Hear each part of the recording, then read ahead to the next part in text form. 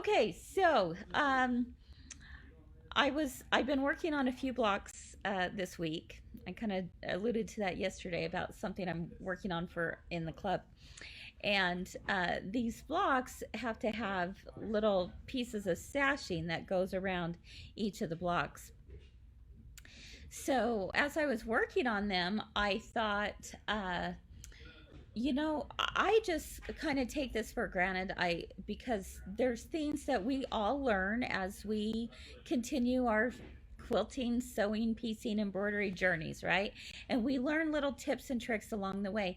And so some things that I take for granted, I realize I have those aha moments and I go, maybe this could help someone else. So yesterday we talked about when a seam goes one way and you want it to go the other way and you have a kinkle in it, then what you do is you snip it and then you force that seam to go where you want it to be, right? So today, let me come over to the sewing machine, okay? Let me grab my chair. So today I want to talk to you about how you can save a little bit of time. It's kind of similar to what we might think of as chain piecing, but with sashing strips. Okay, so what am I referring to? So let's say I have a block, a square like this, and I'm wanting to add sashing. Maybe I should show it this way instead.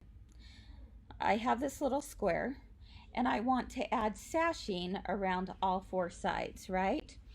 And so normally what we might do is uh, we would cut it one strip at a time and sew it on and press it out, and then go to the other side, cut it, sew it on, press it out, and go on the opposite sides, right?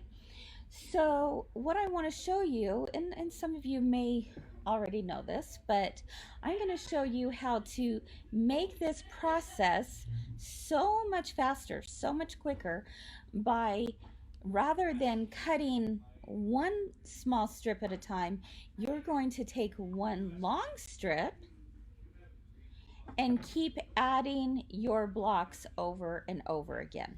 Okay, so let's head over to the sewing machine. Today I am on the Janome 9450. Okay, there we go. So I have my squares already cut out and I'm just, have it handy right here. And what I'm going to do is I'm going to place the square right side up. I'm going to take my I'm going to take my sashing.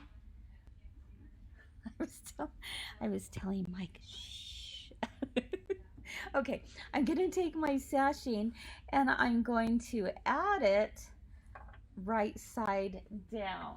Okay, there we go, just like that. So I'm just lining this up along the right hand side. I have my presser foot down. I'm doing a 1/4 inch seam allowance, okay?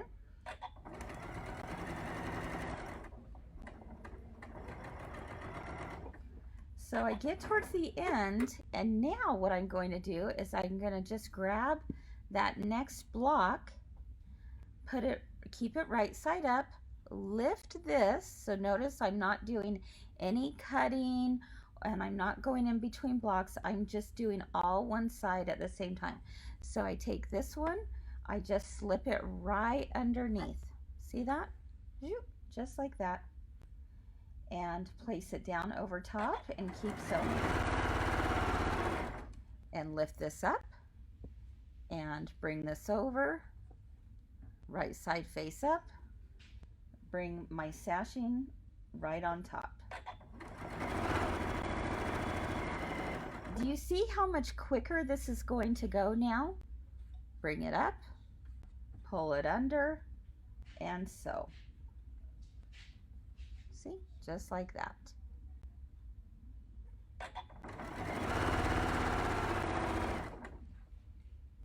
Over, up, down, on top, and sew. I could do it one more time. Grab this, pull it up, pull it under, and sew. And cut my threads. And ta-da! See, you have it right there. I've got all of these ready. And now what I'll do is I can just, cut in between. Just like this. And I can square these up afterwards. Okay, now some people will choose to do it the opposite way.